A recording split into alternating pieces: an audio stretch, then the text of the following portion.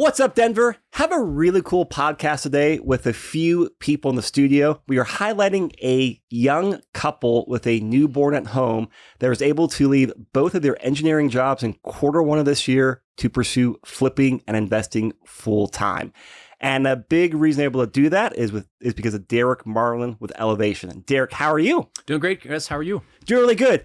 Love always having the studio as we do like our deal or no deal on flip analyses. This one's a little bit of a different spin on there because we actually talked about this deal in the last episode. Right. We ran through the numbers on there because it's, I think, your most profitable flip ever. Yeah, at that time, yeah. And then it came back as we were brainstorming other stuff that this was a partnership flip, and the partners you did it with took your academy a while ago. Actually, listened to the original podcast 2 years ago. Yeah, our series with you. Yeah, took the academy with you, and I'm doing a flip.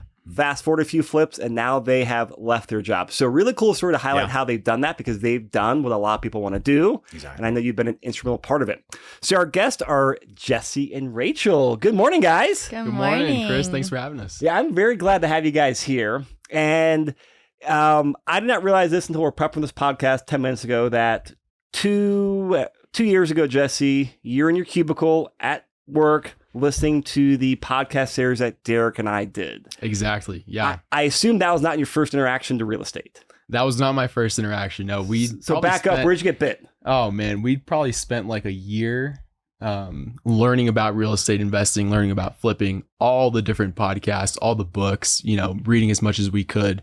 And eventually came across, the podcast that you and Derek did 2 years ago, which was Flipping in Denver. Which, when I found it, I told Rach, I was like, man, this is like exactly what we want to do, so I listened to it while sitting at my cubicle at work, and fast forward 2 years later, here we are, doing this full time. So full disclosure, one time how Jesse and I got into real estate though, was we had just graduated college and just started working at our engineering jobs and wasn't necessarily loving it. Kind of realized that we didn't want to sit in a cubicle for the rest of our lives. And one weekend we went to Breckenridge to go ski, just Jesse and I, and we were sitting at Breckenridge Brewery and we were having some beers and it kind of started having tipsy conversation as to like, okay, what can we do with our lives to give us the life that we want and how can we support ourselves? And long story, but my mom, I've always loved interiors and stuff like that. And my mom has always told me I'm going to be an interior designer and blah, blah, blah. But that's not what I was going to school for. And so we rode this engineering wave. Long story short, we were having a tipsy conversation at Breckenridge Brewery. And I was like, what if we flip homes? And we were young and drunk enough to kind of just roll with it. And then that's when that year-long journey started of research and learning and listening to podcasts. It was almost a full year after that until we invested in our first property. But that's kind of where it started. So why flipping homes? Was that, tip classic HGTV watching inspiration or what was it? Yeah, I think so. And also we knew that flipping, we had just graduated college. We had no money. And we knew that flipping homes was kind of the faster way to make cash faster compared to rentals. And rentals is something that we are really looking forward to getting into one day. But knowing that flipping is a short-term investment and you can make a little more money quicker. And that's what we needed in the time of being, broke college students who didn't have a lot to start with. Yeah. All right. And she was very attracted to the design aspect. And me, I'm very attracted to business and numbers. So it was kind of just like the perfect combination of the two. So. For you, Jesse, it makes sense. For you, Rachel, engineering and interior design, they're usually like different sides of the brain, but hats off to you. That's amazing because my brain does not work that way. All right, so you guys having drinks at Breckenridge Brewery, figuring out how to optimize your life, go to flipping, and you bought your first flip before working with Derek, correct? That's right. The first flip, quickly, thumbs up, thumbs down, make money, lose money? Thumbs up. It was also a partnership flip. We also worked with another investor, not as big as Derek, but it was with another investor who really showed us the rope. It was not nearly as profitable. I think we walked away with 15 grand together at the end of the day. So the total profit was 30 grand, which we split with our partner. So not a huge, it wasn't going to replace our salary by any means, but we learned a lot. Oh, the education. The education was by far the best part of that deal for sure. So what month and year was that approximately? We bought that with our partner in February of 2019, and then we sold that summer. So about June, July of 2019. Okay. And then I think from time after that, you got plugged into the podcast series Derek and I did. Yeah, exactly. All right, cool. So I know later that year, Derek, in 2019, we published 7 or 8 part series on flipping because, I mean, you have a great fix and flip redevelopment business for yourself, but you also have the education component and consulting component to help other investors like Jesse and Rachel go out there and do it. Yep. And it was a blend of, hey, how you're flipping and also how to help other people like how our investors here do it. Yeah. So you guys heard that. Super great detail you went into there. I've gotten lots of great feedback on there.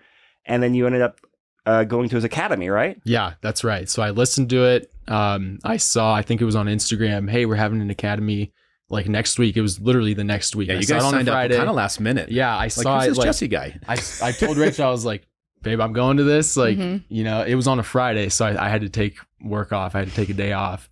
But I went to it, and when I left it, I was like, this was amazing. This is what gives me hope that we will be able to do this full time one day. And that's great. Yeah. And I to backtrack, I don't think I did justice to what you do at Elevation, Derek. So why don't you fill everyone in, because I feel like I did not do a good job communicating that. Yeah, no, it's exciting that you're right. You and I are almost 2 years out, and we're going to be re-recording Elevate Your Flip just to kind of deal with current market conditions and changes. So we're excited to do that. But yeah, it's funny. People think that we're crazy. They're like, you're training your competition. And we're such kind of growth mindset people and abundance mindset instead of scarcity that these guys are the poster children for our ideal client in that they're smart, they're motivated, and they're super hard workers. And they went through our academy in November of 2020. So obviously with COVID, that was a handful of months in. We're all masked up. We're super spread out. And we know that in our academy, which is a very intensive 1-day step A to step Z, people can absolutely take our course and walk out of there and never call us again and be successful. But the reality is probably 50% of the people want some extra support, guidance, handholding. And Jesse and Rachel were the perfect clients to partner up with and work with. And the reason we do this is because we know people are going to come across deals that we wouldn't otherwise see. And so we'll jump into how we sourced it here in a minute, but they saw a property that we would never otherwise see. We married up because we had the education and the training. Yeah. We then, on our partnership flip, which is what we did with these guys, they purchased the property. We funded the rehab and truly made a 1-to-1 partnership. And so it was cool to see them go through the academy, us do a project together, and then we'll talk here in just a little bit about where they are now as full-time investors. It's funny because we all have kids at different ages at this table. My kids are now teenagers, but it's fun to kind of see people kind of succeed and fly on their own with us or without us. So it's just this super rewarding thing that, they're always in the family, but it's awesome just to see what they've accomplished. Yeah, it's really cool. So give a quick, so you go to the academy, which I mean, hey, it takes time away from work. So you're losing PTO. There's an investment to be made in there, which is always, it's a big thing to go through. What was like your big takeaways from the academy with Derek? Like, what was like, you said it like gave you the confidence you could go full time one day, but can you be specific? Like, what about we're like, hey, we can do this? Just the way that Derek does business, it's very systematized. It's very organized. And it gave me the confidence. Like, it doesn't have to be this big jumble of, different things. Like, you can jump into it and you can know exactly the steps that you need to do to accomplish a flip. Rinse and repeat, and do it again and do it again. That makes total sense. The way you lay things out, I think, is probably love at first sight for an engineering brain. Yeah, because it's organized and linear, right?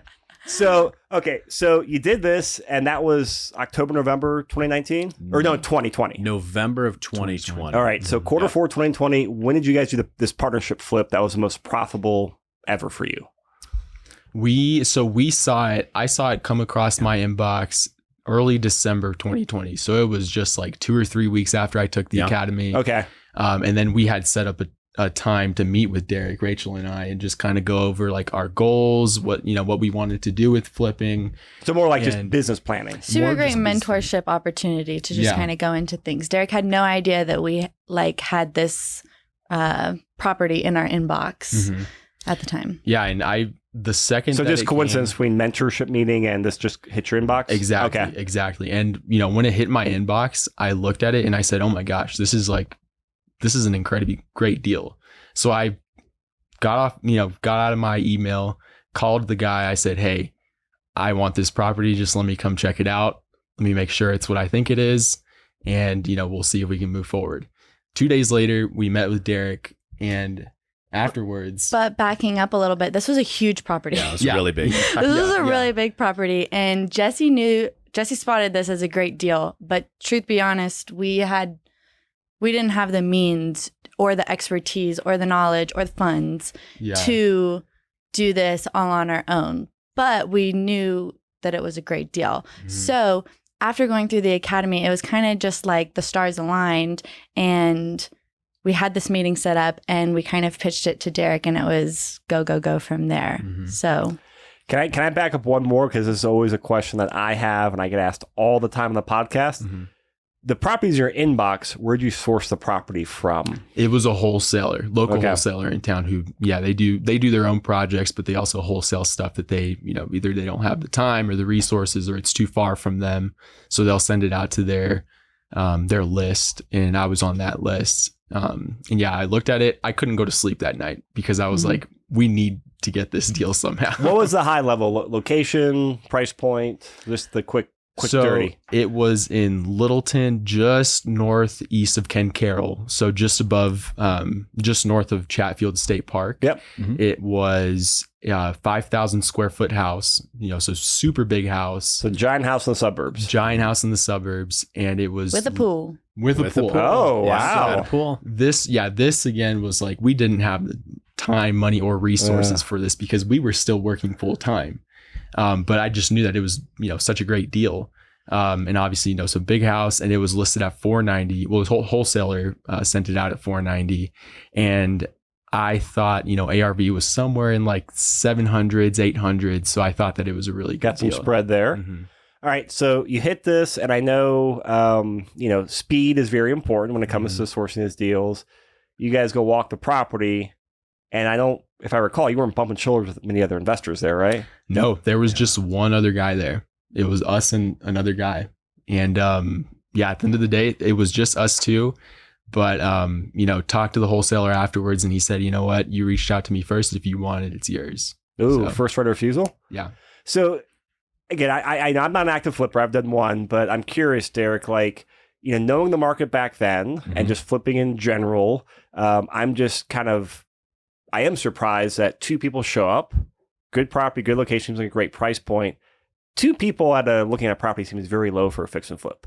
Or am I just incorrect on my perception? No, it's really low. And this is probably a little bit of conjecture, but I think that it was maybe that it was over the holidays when they were sending things out. And so like Thanksgiving I guess Christmas holiday. Christmas, closer to the Christmas holiday. And so maybe some people were out of town. It was, it's funny, we're recording this in 2022. So it's obviously relative with prices, but getting closer to 500 as a buy side and then selling in the 800s was a little bit more expensive, which is kind of hilarious now that that's not even median home prices. Oh, I know. And then they sent it to me, and I think we even did a FaceTime, and I was like, done, we'll take it. We'll work with you guys. We'll partner up and do a partnership flip. And the numbers were really good.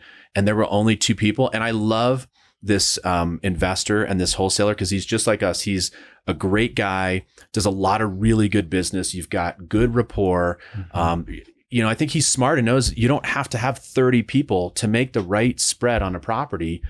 We actually bought a separate one from him, and he made a really significant wholesale fee, but I was happy to pay that all day, every day, just like we were happy to pay. This is a pretty good wholesale fee for him, but just his, saying is leave meat on the bone. So there was plenty of profit for us. And then we were super attracted to this one because I personally live in Centennial, so right next to Littleton. And we knew, and Jesse and Rachel picked up on this, there was nothing that was fixed up in this area. So the great thing was it was a little higher on the price point side of things. We had in the low $800,000 as the ARV, which stands for after repair value. What are we going to sell this thing for on the back end? But we knew there was nothing that was fixed up. So that's an advantage. Not having like finished remodel products is an advantage, even though it might be set and pushing the price ceiling? I think so in the suburbs. And it's funny because a lot of our colleagues sometimes like everybody wants to flip in the Highlands and everybody wants to flip in Sloan's Lake and Congress Park. And that's great. We do those too. But a lot of times we get outbid on those properties and we're great with the burbs. Yeah, you Probably, are. honestly, our top 5 deals have been from the suburbs because you're competing with something that's been built 30 years ago and it's been nicely, modestly updated. But this thing looks like it's straight out of HGTV and you have to drive 10 miles plus to get something that's equally as updated. And so if it's just remotely close, this one was beat up. There was definitely a lot of work that needed to happen. But like cosmetic mostly? It was weirdly like a giant cosmetic remodel because the basement was already finished. We had to do the roof. We didn't have to do the windows. It had a pool, like Jesse and Rachel mentioned. So it needed a heavy lift. I mean, we had over $232,000 into it for rehab. But part of that was because we had to do 5,000 square feet of drywall. So it was just a big property. It was just a big property versus we've done projects that are far, far more involved, adding basements, doing structural work, adding additions on. This wasn't it. It just needed tons of work. So for us, it would be ideal had we seen comparable sales or comps so we could know where we could sell it when we were fixed up. But I was super excited because I knew in this part of town, good school districts, everything was 10 years dated at the best case scenario. So we knew we would sell this in a minute. So what was the, just kind of like the offer inspection process like? I'm kind of curious too, really from like your guys' point of view, Jesse and Rachel, I'm pointing at you guys on the podcast, your point of view, because you're bringing a partner, Derek and Elevation on here. Mm-hmm. What was that like from your perspective as a newer investor and just the process negotiation? Like, did you take the lead? Did Derek? I just want to kind of hear it from your perspective. Yeah, no, totally. Derek definitely helped us with the negotiation. We took a look at it, said 490. I think we can do it. We walked through it. We kind of went through like all of our numbers that we thought for the rehab, we thought what it was going to be. And then afterwards, we kind of just told the wholesaler, you know what, 490, we'll take it. Okay.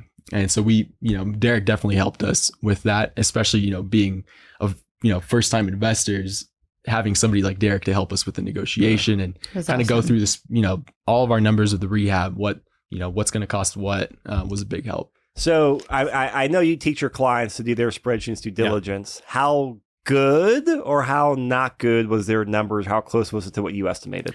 Well, the funny thing on this one is their numbers were definitely good, but there was so much spread and we were so excited to see this opportunity. And I did know there was at least one other person who was considering it.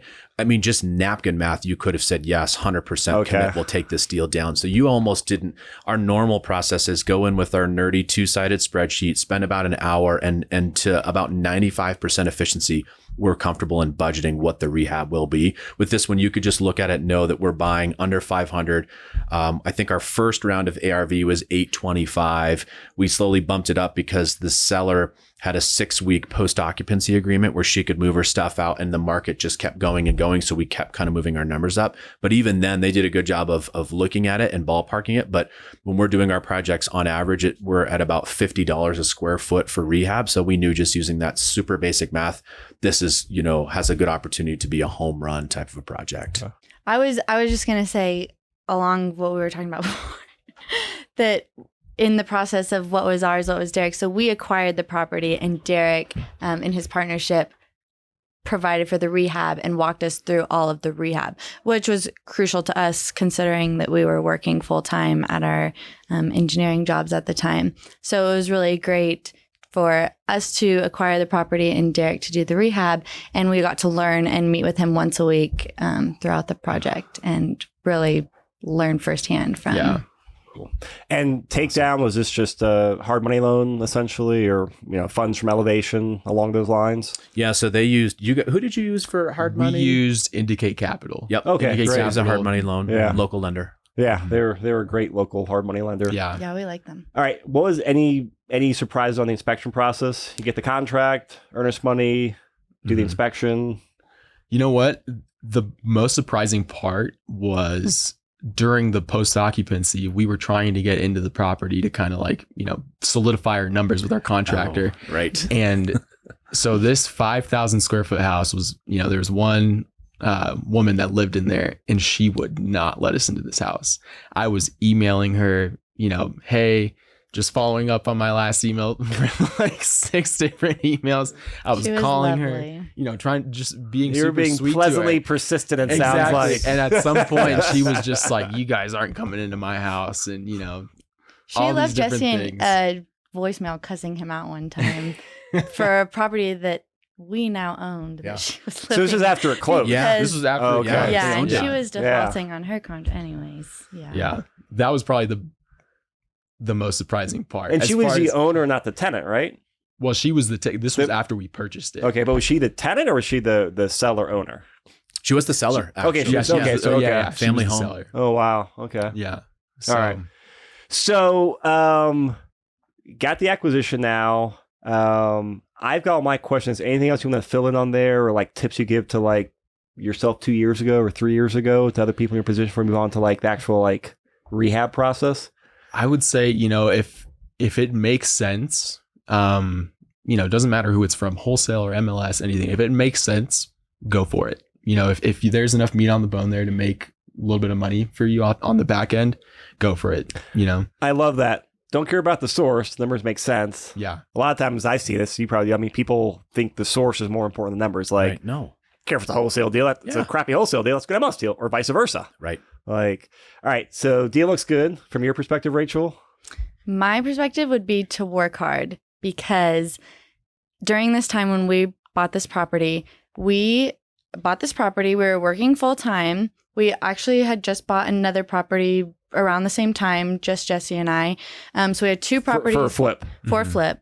So we had 2 flips going at the same time, and we were working full time at our engineering job, and I was pregnant.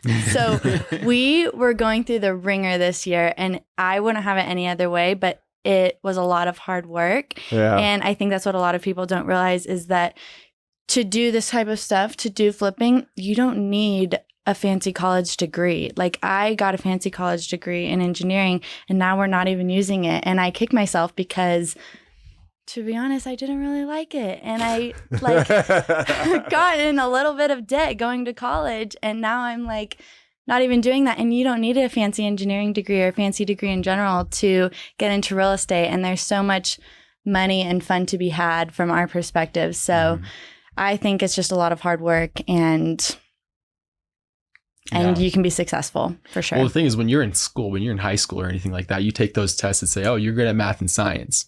And then you say, oh, well, what's good? What job can I get with math and science and makes a lot of money? Engineering. And that's just kind of the path that you go towards, because I know that song and dance. Yep. So, yeah, hard work is definitely one. There was nights where we just, we were so overworked. We would leave work super late, 6:30, 7:30 some days, and we would have to go check on a project. Yeah. And I would call house flipping our 7:30 to 10:30 p.m. job and weekend job, because we would work at our engineering job till 6:30, 7:30, whatever. And then we would work on house flipping from 7:30 to 10:30 and do coordination or something. Like, there were times we were like busting out window trim in a pitch black house because the sun had already gone down. Just and the window like guys 9 would come in the p.m. next day. Yeah. Yeah. And like every single weekend and stuff like that. And it's a lot of hard work, but anybody can do it. You don't need this or that. Like I said, we didn't have a lot of money when we started or anything like that. I think it's just a lot of hard work and learning and knowing your resources. I love that you paint the picture that way, because I think, this is, it was your side hustle, and you turn your side hustle into a profitable venture that could replace your full-time career. Our main hustle. Yeah, your main hustle. But like it takes hustle, it takes sacrifice, it takes that grit and sweat equity, it takes risk. And that's something where I don't think a lot of people realize that, or realize, hey, you're going to spend a year or two that way of, eating a 4-letter word from 7:30 to 11 p.m. each night. Yeah. It sucks, but that's how you get through the end, which you guys are now. Yeah. Totally. I want to jump these numbers, Derek. Yeah. And I've got your spreadsheet pulled up here. And this is your spreadsheet Elevation, which it's a free download on our free toolkit on the website. It's also on the Elevation website as well. Yep. Email us. But it's a great spreadsheet, simple one. Can you walk us through this from a high level, Derek? Yeah, absolutely. So I think you brought up a really good point. We try to keep things simple. I actually used to have a far more complicated spreadsheet, but there's really not any need for it. So really what we're looking at is what are you purchasing the property for? This one, we actually collectively bought it for $490, but our lovely seller / tenant, one woman, kind of grandma type lady, trashed the property on the way out, which was hilarious. So actually, she unfortunately liquidated her entire security deposit because she like not just left it a mess, but actually like trashed it, like ripped out, stair railings to get her couches out, sawed off parts of the kitchen, left us 2 dumpsters worth of stuff.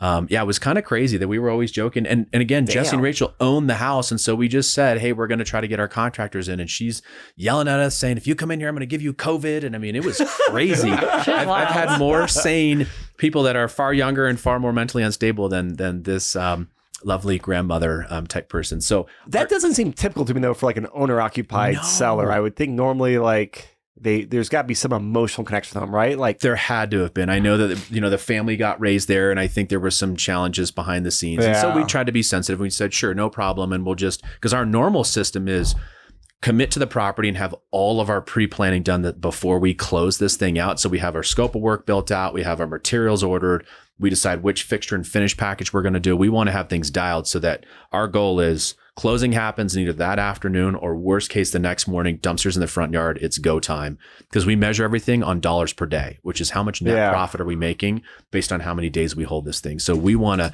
do this as fast as humanly possible. So actually, the purchase price was $485, but we liquidated that, or $490, but we liquidated that security deposit. So really $485. Bought it for $485.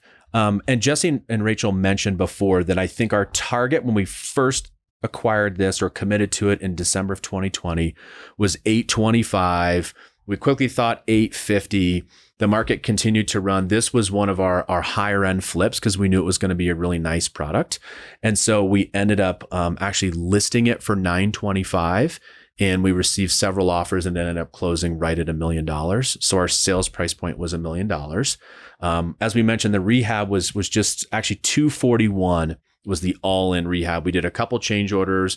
So not much more than the original budget, like $232 was the original budget. We made some strategic decisions to improve the property a little bit as we knew we were pushing the ROI. So probably could have lived with not replacing some of the exterior fence. We did the fence because it had a secondary kind of RV type parking space. Did a little bit nicer backsplash, but we didn't go crazy. I mean, this is probably hard for Rachel because she has a beautiful design eye. Yeah. And I was really trying to tell them like, okay, guys, let's not over improve. Let's keep our profit here. And now she does, beautiful remodeling and beautiful work. But it was still, even though it was a really nice property, it was make it the nicest that it is, but don't over improve because we're kind of giving up margin there. But we probably spent on average about an extra $20,000 all in total on upgrading a 5,000 square foot house that was $1 million type of property. And then sold it all in. So our net profit was just over 20% ROI, did a little over $160,000 or $170,000 total in profit. And the way that our partnership flip works is that at closing, Jesse and Rachel or our client gets reimbursed whatever they either purchase the property for, or we do partnership flip with clients. And let's say it's a family house. Mom and dad move into assisted living or something happens. So whatever's the value of the home at closing, they get that back.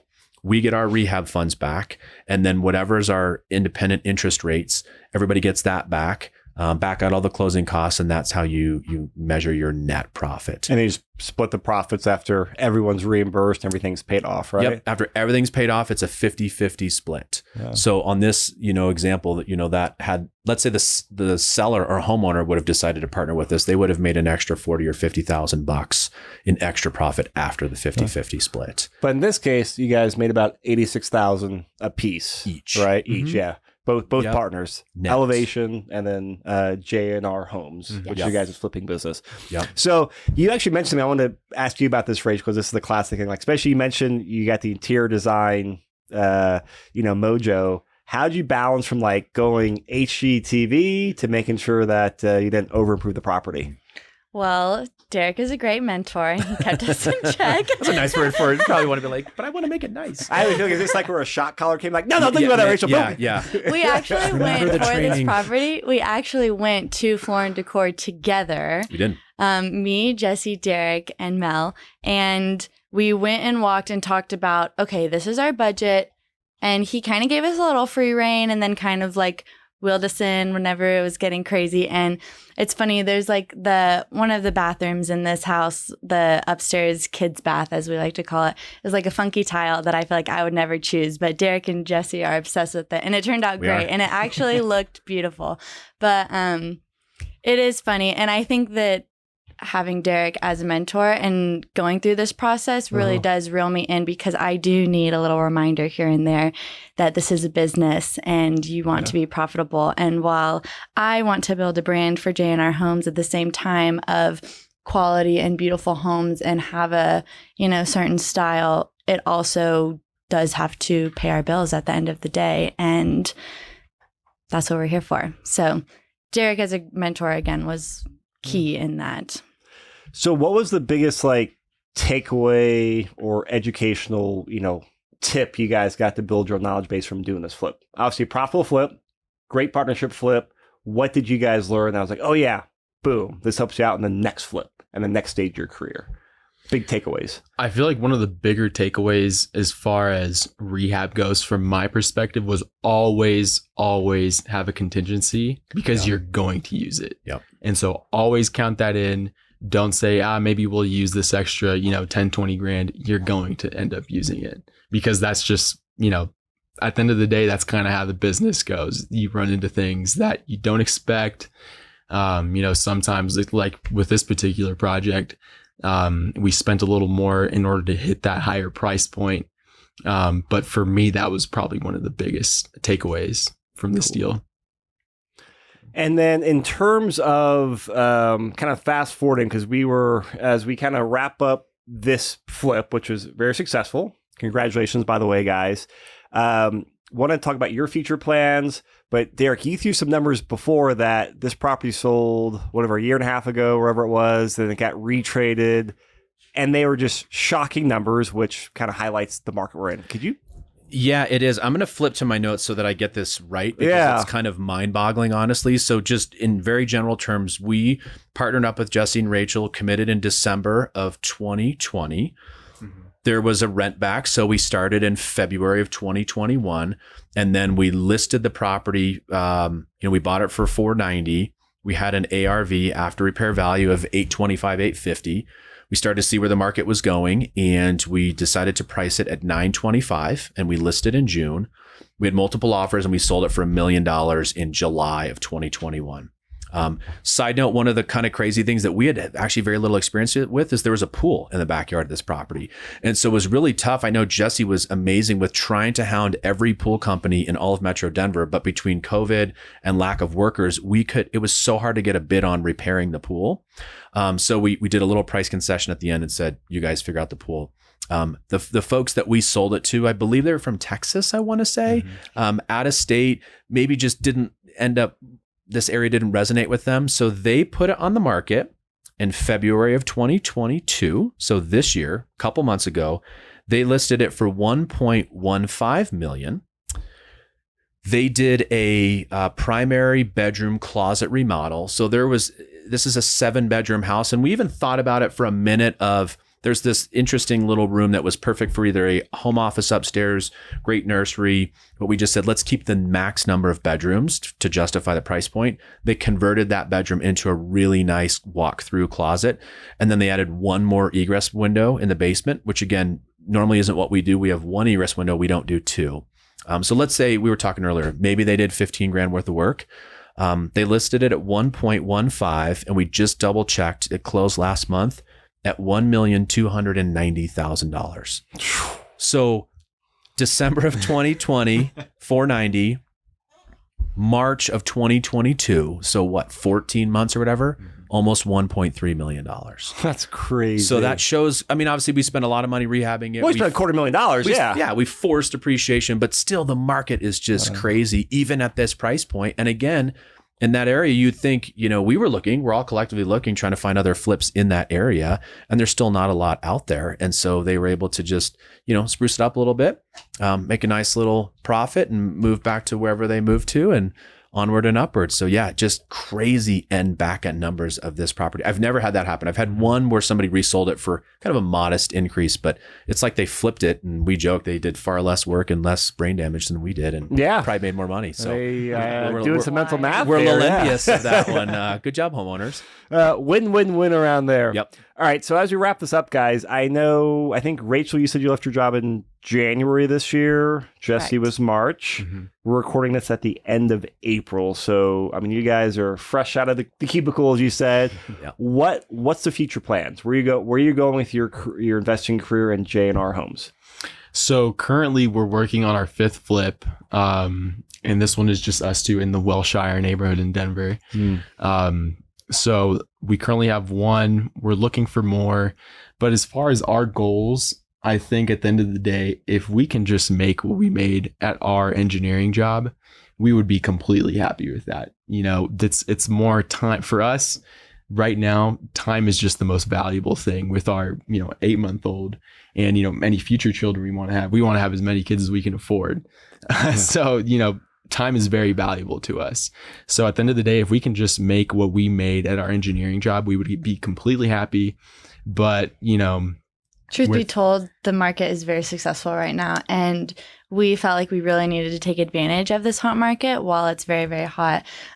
So quitting our jobs and doing this full time is all around just the best decision for us and our family because A, we're a little bit more passionate about it, maybe a lot bit more passionate about real estate, and B, it provides us the opportunity to be with our family and to be active like we like to be and not be in the cubicle all day long. So yeah. And I mean, right now with this market, like Rach said, it's just, we're able to make a lot more than we did make at our engineering job. And we would love to get into like the rental space, hopefully later this year. We have big plans as far as short-term rentals, long-term rentals, continuing to flip houses and stuff like that. We're very understanding that in the real estate industry, you need to ebb and flow with the market. Yep. And if rentals are producing more, then rentals are producing more. If flipping is a great option, then flipping is a great option.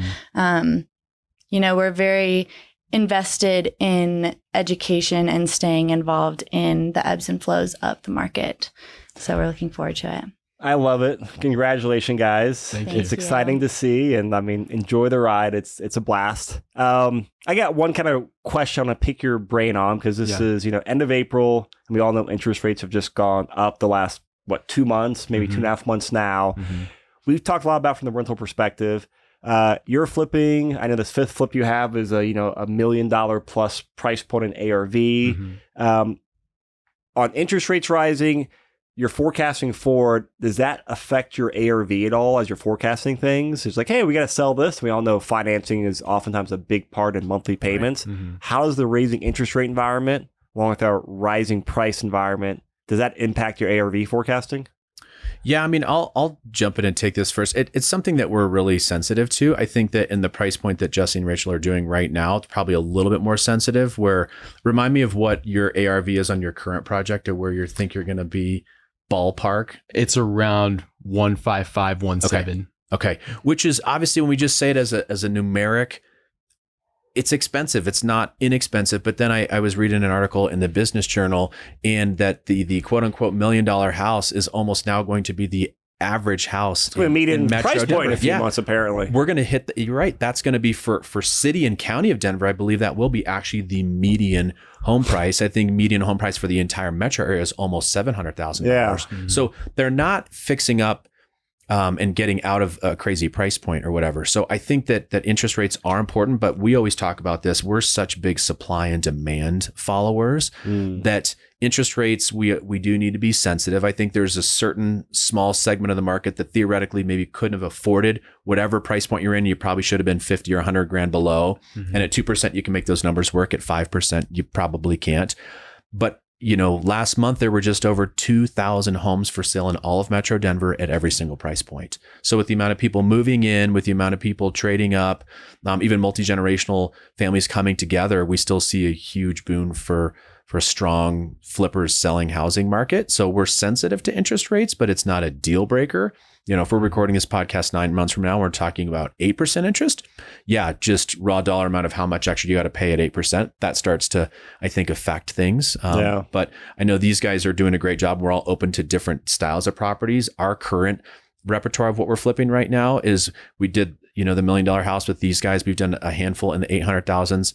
I just bought a condo that we're going to sell for $250,000. So we're open to anything. It's just very deal specific so that you can be nimble and maybe not quite as focused in on interest rates. Great. Engineer brains? As far as, with interest rates, whenever you're buying, you just have to buy right at the end of the day. If you think your ARV is going to be this, for us, at least the way we kind of model it, we don't count on, appreciation in 6 months. Oh, we're going to be able to sell it for this. We say right now, what is this thing going to sell for today when we close on it? And that's kind of the number that we stick to as far as ARV goes. And if there's appreciation for the next 6 months, crazy appreciation like we've seen, then great. We'll make a little bit more than we anticipated. But as far as when we buy, we stick to the ARV that we think it is. We try not to overpay any more, than we think we can buy at. And that's just the way that we like to do it. And contingency can play a factor in that too, making sure you are accounting for contingency, making sure you, like you said, aren't necessarily accounting for the raises and prices and stuff like that are may or may not be coming. Just buying smart and buying right. Jesse's really good at the numbers aspect of our business, and there's lots of deals that I'm like, we should do this, and he's like, no, this does not. This is a little too risky. It's a good partnership there. It's a great partnership. Yeah. I'm gonna keep him. So as we wrap up here, like the way this kind of has come full circle with, you as you guys were getting into investing, you heard the podcast, got connected with Derek, obviously a huge catalyst for a successful career, leaving your jobs. And, this podcast is all about giving the local knowledge and also like the local community, the local networking. So on that note, obviously you guys are active in the marketplace, looking to network. How can people reach you and who are you looking to connect with?